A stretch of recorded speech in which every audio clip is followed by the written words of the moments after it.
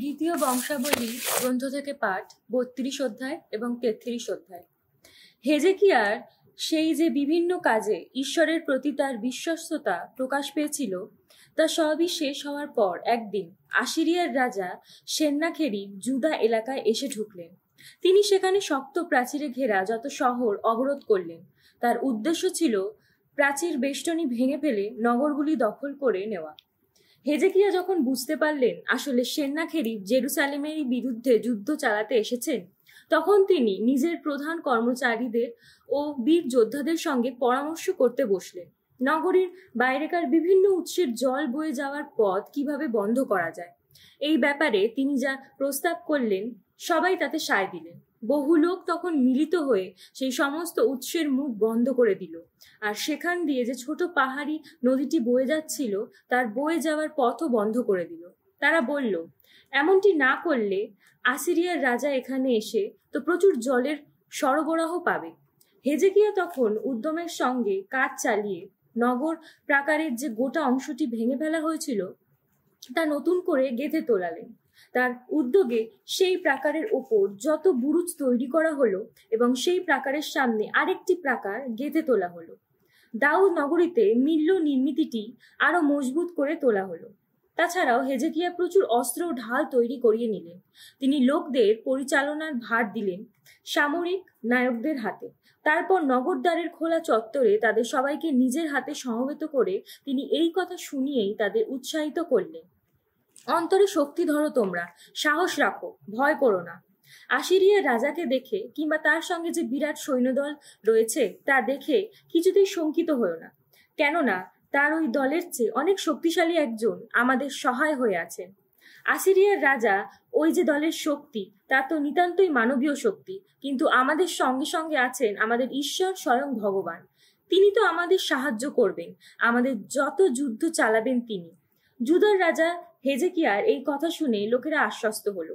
পরে আসিরিয়ার রাজা সেন্নাখেরিব যখন তার সমগ্র বাহিনী নিয়ে লাখিস শহরটি অবরোধ করেছিলেন, তখন তিনি তার একদল পদস্থ কর্মচারীকে জেরুসালেমে পাঠালেন, যাতে তারা জুদার রাজা হেজেকিয়াকে এবং যে সমস্ত জুদেও তখন জেরুসালেমে ছিল তাদেরও এই কথা বলেন, আমি আসিরিয়ার রাজা সেন্নাখেরিব এই কথা বলছি। তোমরা কিসের ভরসায় ভাবছো তোমাদের পক্ষে অবরুদ্ধ জেরুসালেমে টিকে থাকা সম্ভব হবে? আসলে হেজেকিয়া যখন এই কথা বলে, আমাদের ঈশ্বর ভগবান নিশ্চয়ই আসিরিয়ার রাজার হাত থেকে আমাদের উদ্ধার করবেন, তখন সে কিন্তু তোমাদের মন ভোলাচ্ছে। সে তোমাদের এমনটাই দশা ঘটাবে যার ফলে তোমরা ক্ষুধায় তৃষ্ণায় মরতে হবে। বলো, হেজেকিয়া নিজেই কি তোমাদের ঈশ্বরের সেই উচ্চ যত পূজন স্থান ও যত পূজাবিধি ধ্বংস করে দেয়নি? জুদেয়া ও জেরুসালেমের লোকদের সে কি সেদিন বলেনি, তোমরা শুধু এখনকার যজ্ঞবেদীর সামনেই প্রণত হবে, শুধু এই বেদিতেই পূর্ণাহুতি দেবে? আমি নিজেও আমার পিতৃপুরুষেরা অন্যান্য দেশের লোকদের কি দশা করেছি তা তোমাদের নিশ্চয়ই জানা আছে। বলো, অন্যান্য দেশের জাতিগুলির দেবতারা কি কখনো আমার হাত থেকে ওই লোকদের দেশ উদ্ধার করতে পেরেছে? আমার পিতৃপুরুষেরা ওই যেসব জাতিকে পুরোপুরি ধ্বংস করে ফেলেছে সেগুলির দেবতাদের মধ্যে কোনোটাই বা নিজের জাতিকে আমার হাত থেকে উদ্ধার করতে পেরেছে? তাহলে তোমাদের দেবতা আমার হাত থেকে তোমাদের উদ্ধার করতে পারবে কি করে? তাই তোমরা এখন হেজেকিয়াকে তোমাদের প্রতারণা করতে দিও না, তাকে ওইভাবে তোমাদের মন ভোলাতে দিও না, তাকে মোটেই বিশ্বাস করো না তোমরা। কোনো জাতি বা রাজ্যের কোনো দেবতা তো আমার হাত থেকে বা আমার পিতৃপুরুষদের হাত থেকে নিজের জাতিকে উদ্ধার করতে পারেনি কখনো। তাহলে তোমাদের দেবতা তোমাদের উদ্ধার করতে কত কম সামর্থ্যই না হবে। সেন্নাখেরিবের ওই কর্মচারীরা প্রভু ঈশ্বরের বিরুদ্ধে এবং তার সেবক হেজেকিয়ার বিরুদ্ধে ওই ধরনের আরো নানা কথা বলতে লাগলেন। তাছাড়া সেন্নাখেরিব নিজে কিছু চিঠিও পাঠিয়েছিলেন, যার মধ্যে ইসরায়েলের ঈশ্বরের সম্বন্ধে নানা অকথা কুকথা লেখা ছিল। তার সম্বন্ধে সেই চিঠিগুলির বক্তব্য ছিল এই, অন্যান্য দেশের জাতিগুলির দেবতারা যেমন নিজেদের ওইসব জাতিকে আমার হাত থেকে উদ্ধার করতে পারেনি, তেমনি ভাবে হেজেকিয়ার দেবতাও আমার হাত থেকে তার জাতিকে উদ্ধার করতে পারবে না। সেই সময় জেরুসালেমের যে লোকেরা নগর প্রাচীরে দাঁড়িয়েছিল, সেন্নাখেরিবের কর্মচারীরা জুদেয় ভাষায় জোর গলায় এমন সব কথা তাদের শোনাচ্ছিলেন যাতে তারা ভীত হয়, সন্ত্রস্ত হয়, যাতে মহানগরী জয় করে নেওয়া সম্ভব হয়। জেরুসালেম আপন ঈশ্বরের সম্বন্ধে তারা এমন কথা বলেছিলেন যেন তিনি পৃথিবীর অন্যান্য জাতি সেই সব দেবতারই সমতুল্য, যারা নিতান্তই মানুষের হাতে গড়া দেবতা।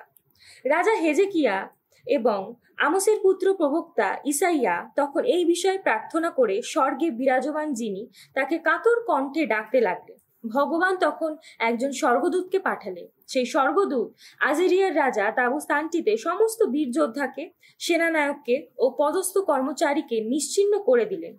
আসিরীয় রাজাকে তখন লজ্জিত মুখে নিজের দেশে ফিরে যেতে হলো।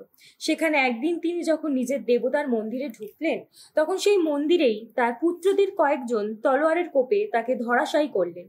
ভগবান এইভাবে হেজেকিয়াকে ও জেরুসালেমের সকলকে আজেরিয়ার রাজা সেন্নাখেরিবের হাত থেকে এবং তাদের সমস্ত শত্রুর হাত থেকে রক্ষা করলেন। সব দিক থেকেই তাদের সহায় হয়ে থাকলেন তিনি। তখন বহু লোক জেরুসালেমে ভগবানের কাছে নৈবেদ্য নিয়ে এলো এবং জুদার রাজা হেজেকিয়াকে নানা উপহার দিল। এরপরে তিনি তো অন্যান্য জাতির মানুষের কাছে গভীর সম্মানের পাত্রই হয়ে উঠলেন। সেই দিনগুলিতে এই সময় হেজেকিয়া অসুস্থ হয়ে পড়লেন। তার মরমর অবস্থা হলো। তিনি ভগবানকে ডাকলেন। ভগবান তার ডাকে সাড়া দিলেন। একটি অলৌকিক ঘটনা ঘটালেন। এমনভাবে ঐশ্ব অনুগ্রহ পাওয়ার পরও হেজেকিয়া কিন্তু কোনো রকম কৃতজ্ঞতা দেখালেন না। তিনি মনে মনে উদ্ধত হয়ে উঠলেন। তাই তার ওপর এবং জুদা এলাকা ও জেরুসালেমের লোকদের ওপর তখন জ্বলে উঠল ঐশ্ব ক্রোধ। হেজেকিয়া অবশ্য পরে তার ওই অহংকারের দোষ স্বীকার করলেন। তার সঙ্গে জেরুসালেমের লোকেরাও নতি স্বীকার করল। ফলে হেজেকিয়ার আমলে ভগবানের ক্রোধের আঘাত তাদের ওপর নেমে এলো না। হেজেকিয়ার প্রচুর ধনসম্পদ হলো, প্রচুর যশ খ্যাতিও হলো। তার যে সমস্ত সোনা রূপো, দামি রত্ন, গন্ধদ্রব্য, ঢাল ও সব রকম মূল্যবান জিনিস ছিল, তা সবই সঞ্চিত রাখার জন্য তিনি নানা কোষাগার তৈরি করিয়ে নিলেন। তিনি তেমনি তৈরি করিয়ে নিলেন উৎপন্ন যা কিছু শস্য, সুরা ও তেল মজুদ রাখার জন্য কয়েকটি ভাণ্ডার, এবং সব রকম বড় পশু রাখার জন্য কয়েকটি পশুশালা, আর ভেড়া ছাগলের পালগুলি রাখার জন্য কয়েকটি ঘেরি। তিনি কয়েকটি শহরেও পত্তন করলেন। ছোট বড় যত গবাদি পশুর বহু বহু পালের মালিকও হয়ে উঠলেন, কেননা ঈশ্বরের আশীর্বাদে তিনি খুবই ধনশালী হয়ে উঠেছিলেন। হেজেকিয়াই তো গিহন উৎসের জলধারার বয়ে যাওয়ার ওপরে পথ বন্ধ করে দিয়েছিলেন। তিনি জলধারা এমনভাবে ঘুরিয়ে দিয়েছিলেন যাতে তা দাউদ নগরীর পশ্চিম দিকেই নেমে যায়। হেজেকিয়া তার সব কাজই সফল হয়েছিল। অবশ্য দেশে সেই যে অলৌকিক ঘটনা ঘটেছিল সেই বিষয় জেনে নেওয়ার জন্য ব্যাবিলনের শাসকেরা যখন তার কাছে একদল দূত পাঠিয়েছিলেন, তখন ভগবান কিন্তু সেই উপলক্ষে তাকে যাচিয়ে নেওয়ার জন্য, তার মতিগতি পুরোপুরি বুঝে নেওয়ার জন্য তাকে তার ইচ্ছে মতো কাজ করিয়ে দিয়েছিলেন। হেজেকিয়ার রাজত্বকালের অন্যান্য ঘটনার কাহিনী এবং তার সেই সব কাজকর্মের কথা যার মধ্যে প্রকাশ পেয়েছিল তার ভগবত ভক্তি, তা সবই লেখা রয়েছে আমোসের পুত্র প্রবক্তা ইসাইয়ার দিব্য দর্শন গ্রন্থে এবং জুদা ও ইসরায়েলের রাজাদের কর্মবৃত্তান্ত গ্রন্থে। শেষে হেজেকিয়া তার পিতৃপুরুষদের পাশে শায়িত হলেন। তাকে সমাধি দেওয়া হলো দাউদের বংশধরদের সমাধিস্থলের উচ্চতর ভূমিতে। তিনি যখন মারা গেলেন, তখন জুদা এলাকার সমস্ত লোকেরা এবং জেরুসালেমের আদিবাসীরা তাকে গভীর শ্রদ্ধা জানালো। তার পুত্র মানাসে তখন তার জায়গায় রাজা হলেন। মানাসে যখন রাজা হন, তখন তার বয়স ছিল 12 বছর। তিনি 55 বছর ধরে জেরুসালেমে রাজত্ব করলেন। ভগবান ইসরায়েলীয়দের সামনে থেকে উৎখাত করে সেই যে সমস্ত বিজাতীয়দের দেশ ছাড়া করে দিয়েছিলেন, মানাসে তখন তাদের জঘন্য আচরণ অনুসরণ করে ভগবানের দৃষ্টিতে যা অন্যায় তেমন সব কাজই করলেন। তার পিতা হেজেকিয়া উচ্চ যে পূজন স্থানগুলি ধূলিসাৎ করেছিলেন, তিনি সেগুলি নতুন করে গড়ে তুললেন। বায়ালদের সম্মানে নানা পূজাবেদী প্রতিষ্ঠা করলেন। তিনি আশেরাও তৈরি করিয়ে নিলেন। তিনি আকাশের গোটা নক্ষত্র মণ্ডলীর উদ্দেশ্যে প্রণত হয়ে সেসবের পূজা করলেন। যে মন্দির প্রসঙ্গে ভগবান বলেছিলেন, আমার নাম জেরুসালেমেই নিত্য অধিষ্ঠিত হয়ে থাকবে, মানাসে কিনা সেই মন্দিরেই যত সব পূজাবেদী গেঁথে তুললেন। আকাশের গোটা নক্ষত্র মণ্ডলীর পূজারাই জন্যে তিনি ভগবানের মন্দিরে প্রাঙ্গণ দুটিতে যত সব বেদী গেঁথে তুললেন। বেন হিন্নদ উপত্যকায় তিনি আগুনে নিজের পুত্রদেরও আহুতি দিলেন। তিনি নিমিত্তবীর, দৈবজ্ঞ ও কুহকির করণীয় নানা কাজ করতে লাগলেন এবং এমন সব মানুষের সাহায্যও নিলেন যারা প্রেতাত্মাদের সঙ্গে বা যত আত্মিক অপশক্তির সঙ্গে লোকদের সংযোগ ঘটানোর কাজ করে থাকে। ভগবানের দৃষ্টিতে যা অন্যায় তেমন নানা কাজ করে তিনি ভগবানকে উত্ত্যক্তই করে তুললেন। তিনি খোদাই করে একটি বিগ্রহ তৈরি করিয়ে নিয়ে তা স্থাপন করলেন ঈশ্বরের সেই মন্দিরে, যার সম্বন্ধে ঈশ্বর দাউদকে ও তার পুত্র সলোমনকে বলেছিলেন, আমি এই মন্দিরকেই এবং ইসরায়েলের সমস্ত গোষ্ঠীর এলাকাভুক্ত নগরগুলির মধ্য থেকে আমার মনোনীত এই জেরুসালেম নগরটিকেই চিরকালের মতো আমার নামে অধিষ্ঠান ভূমি করে তুলব। ইসরায়েলীয়দের আমি যা কিছু করার আদেশ দিয়েছি মসির মাধ্যমে, যে সমগ্র বিধান বাণী, যে সমস্ত বিধি নিষেধ ও নিয়ম নীতি পালন করতে বলেছি, তারা যদি সযত্নে সেই মতো কাজ করে চলে, তাহলে আমি এই যে দেশ তাদের পিতৃপুরুষদের দেশ বলে নির্দিষ্ট করে রেখেছি, আমি তাদের সেই দেশ ছেড়ে চলে যেতে বাধ্য করব না। মানাসে জুদা এলাকা ও জেরুসালেমের লোকদের বিপথে নিয়ে গেলেন, ফলে ভগবান ইসরায়েলীয়দের সামনে থেকে সেই যে বিজাতীয়দের নিশ্চিহ্ন করে দিয়েছিলেন, জুদেয়ারা তাদের চেয়েও বেশি অন্যায় করতে লাগলো। ভগবান তখন মানাসেকে ও তার প্রজাদের বারবার সাবধান করলেন, কিন্তু তারা তার কথা গ্রাহ্যই করল না। ভগবান এবার তাদের বিরুদ্ধে যুদ্ধ করতে আসিরিয়ার রাজা সেনানায়কদের আনালেন। তারা মানাসেকে বন্দী করলেন, তার নাকে বড়শি আটকে দিয়ে গায়ে ব্রোঞ্চের 2টি শেকল বেঁধে তারা তাকে নিয়ে গেলেন ব্যাবিলন নগরে। এই সংকটে পড়ে মানাসে কিন্তু তার ঈশ্বর ভগবানের অনুগ্রহ যাচনা করলেন, তার পিতৃপুরুষদের ঈশ্বরের সামনে খুবই নম্রভাবে মাথা নোয়ালেন। হ্যাঁ, ভগবানের কাছে প্রার্থনা জানালেন। তিনি আর ভগবানও তখন তার প্রার্থনা পূর্ণ করলেন। তার মিনতিতে সাড়া দিয়ে তিনি তাকে জেরুসালেমে তার রাজ্যে ফিরিয়ে আনলেন। মানাসে এবার এই কথা বুঝতে পারলেন যে একমাত্র ভগবানই ঈশ্বর।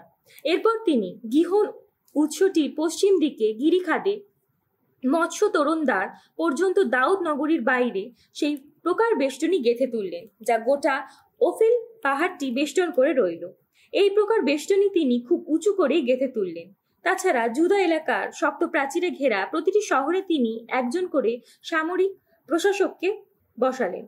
ভগবানের মন্দির থেকে তিনি ভিন জাতির যত দেবতার মূর্তি এবং সেই বিগ্রহটা দূর করে দিয়েছিলেন। তেমনি তিনি সরিয়ে দিলেন সেই সমস্ত পূজাবেদী যা তিনি ভগবানের মন্দিরের পাহাড়ে এবং জেরুসালেমের নানা জায়গায় তৈরি করিয়ে নিয়েছিলেন। তার উদ্যোগে ওসব কিছু ফেলে আসা হলো নগরের বাইরে। তিনি ভগবানের যজ্ঞবেদী নতুন করে গেঁথে তুলে সেই বেদিতে মিলনযজ্ঞ ও স্তুতিযজ্ঞ উৎসর্গ করলেন। তারপর তিনি জুদেয়দের আদেশ দিলেন তারা যেন ইসরায়েলের ঈশ্বর ভগবানেরই পূজা করে।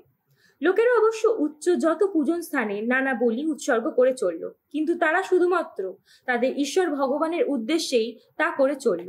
মানাসের রাজত্বকালের অন্যান্য ঘটনার কাহিনী, ঈশ্বরের কাছে তিনি কোন প্রার্থনা উচ্চারণ করেছিলেন এবং ইসরায়েলের ঈশ্বর স্বয়ং ভগবানের নামে কথা বলে দেবদ্রষ্টারা তাকে কি কি বাণী শুনিয়েছিলেন, সেই সব কিছু ইসরায়েলের রাজাদের কালানুক্রমিক কর্মবৃত্তান্ত গ্রন্থে লেখা রয়েছে। তার সেই প্রার্থনা এবং ঈশ্বর কিভাবে তা পূর্ণ করেছিলেন, তার সমস্ত পাপের কথা ঈশ্বরের প্রতি, তার যে অবিশ্বস্তার গোটা কাহিনী ঈশ্বরের কাছে মাথা নোয়াবার আগে তিনি কোন কোন উচ্চ পূজন স্থান গড়ে তুলেছিলেন, কোথায় কোথায় আশেরা তার বিগ্রহ দাঁড় করিয়ে রেখেছিলেন, সেই সব কথা লেখা রয়েছে হোজাইয়ের ইতিবৃত্ত গ্রন্থে।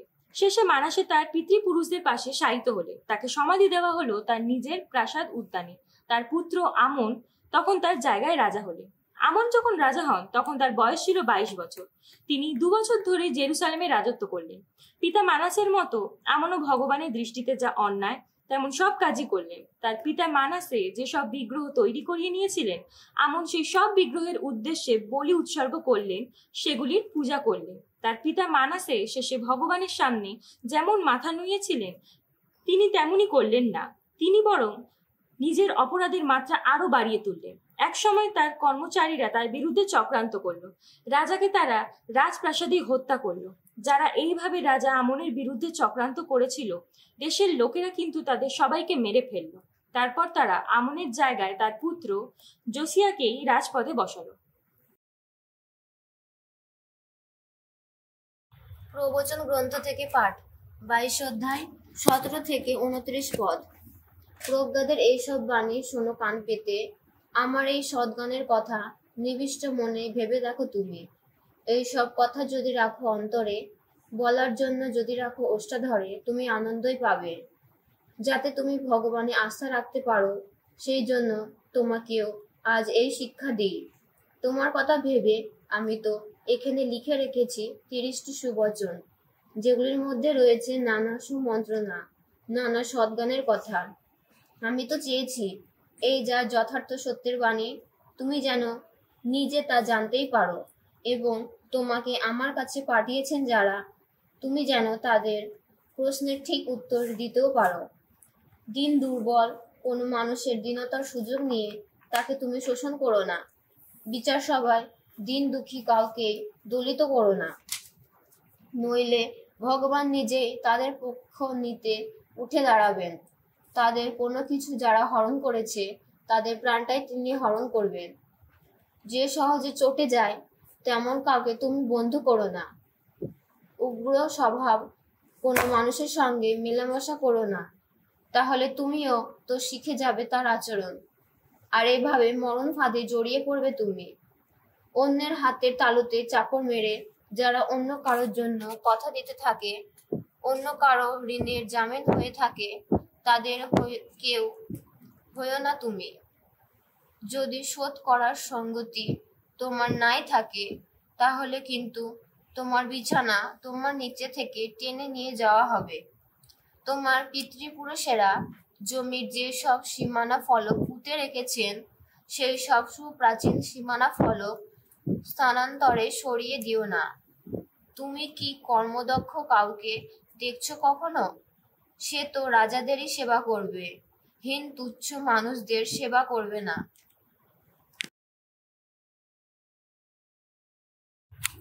রোমীয়দের কাছে সাধু পৌলের ধর্মপত্র, অধ্যায় 13। যাদের হাতে রয়েছে শাসন করার অধিকার, সকলেই যেন তাদের অনুগত হয়ে থাকে, কেননা তেমন কর্তৃত্বের অধিকার মাত্র আসে পরমেশ্বরের কাছ থেকে।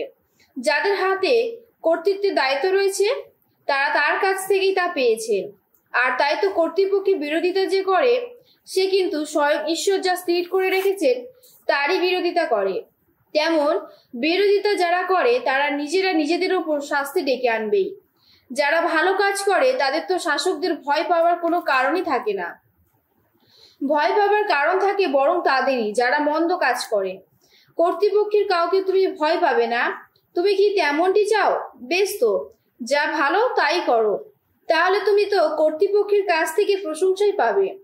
আসলে তারা তো ঈশ্বরের নিয়োজিত সেবা কর্মী, তোমরা মঙ্গল করার জন্য নিয়োজিত তারা। কিন্তু তুমি যদি মন্দ কাজ করো তাহলে তোমার ভয় পাবার কারণ অবশ্যই আছে। তারা তো শুধু শুধু তলোয়ার সঙ্গে বয়ে নিয়ে বেড়ান না, তারা তো ঈশ্বরেরই সেবক। যারা মন্দ কাজ করে তাদের ওপর ঐশক্রদের আঘাত হানার দায়িত্ব তাদেরই হাতে রয়েছে। সুতরাং তাদের প্রতি তোমাদের অনুগত হয়ে থাকতেই হবে। শুধুমাত্র ঐশক্রদের আঘাতকে ভয় পাও বলে নয়, বিবেকের মান্য করেই বলে। আর এই কারণেই তোমরা তো তাদের পাওনা কর মিটিয়ে দিয়ে থাকো। আসলে তারা তো পরমেশ্বরের কাজেই নিযুক্ত মানুষ, তার দেওয়া কাজ করে যান তারা। তোমরা যাকে যা দেওয়ার তাই দাও, যাকে কর দেওয়ার কথা ও খাজনা দেওয়ার কথা তাকে তাই দাও, যাকে সম্ভ্রম করার কথা, সম্মান করার কথা, তাকে সম্ভ্রম সম্মানই করো। তোমরা কারোর কাছে কোনো ঋণ রেখো না, শুধু পরস্পরের প্রতি ভালোবাসার ঋণ ছাড়া, কারণ প্রতিবেশীকে যে ভালোবাসে সে তো ঐশ্বর বিধানের সমস্ত দাবি মিটিয়ে দিয়েছে। কেননা ঈশ্বর এই যে সব আদেশ দিয়েছেন, তুমি ব্যভিচার করবে না, নরহত্যা করবে না, চুরি করবে না, লোভ করবে না, আর অন্য যা কিছু আদেশ তিনি দিয়ে রেখেছেন সবগুলি কিন্তু সংক্ষেপে এই একটি আদেশের মধ্যেই ব্যক্ত। তোমরা প্রতিবেশীকে তুমি নিজের মতোই ভালোবাসবে। ভালোবাসে প্রতিবেশী কোনো ক্ষতি করে না কখনো, তাহলে তা দেখা যাচ্ছে ভালোবাসা সত্যি বিধানের সমস্ত দাবি মিটিয়ে দেয়। তাছাড়া এখন কোনো সময় সে কথা তোমাদের তো জানাই আছে। এখন তো তোমাদের ঘুম থেকে জেগে ওঠারই সময়, কেননা সেই যেদিন আমরা খ্রিস্ট প্রথম বিশ্বাস করেছিলাম তখনকার চেয়ে আমাদের পরিত্রাণের সময় এখন কাছে এসে গেছে। রাত্রি অনেকটা এগিয়ে গেছে, দিন শুরু হতে আর দেরি নেই। কাজেই এসো, আমরা এখন অন্ধকারে কাজকর্ম পরিত্যাগ করি। এসো এখন পরিধান করি আলোকের রণসজ্জা। প্রকাশ্য দিবালোকে যেমন চলাফেরা শোভা পায়, আমরা যেন সেই মতোই চলি, অর্থাৎ বেসামাল ভোজ উৎসব বা মাতলামি, যৌন দুরাচার বা উচ্ছৃঙ্খলতা, বিবাদ বা ঈর্ষা এসব যেন না করি। এখন তোমরা বরং নবেরসে রূপ পরিধান করো স্বয়ং যীশু খ্রিস্টকে। তোমাদের নিম্নতর স্বভাবটা চিন্তায় তার কামনা বাসনা ও চরিতার্থ করার চিন্তায় তোমরা এখন আর মন দিও না।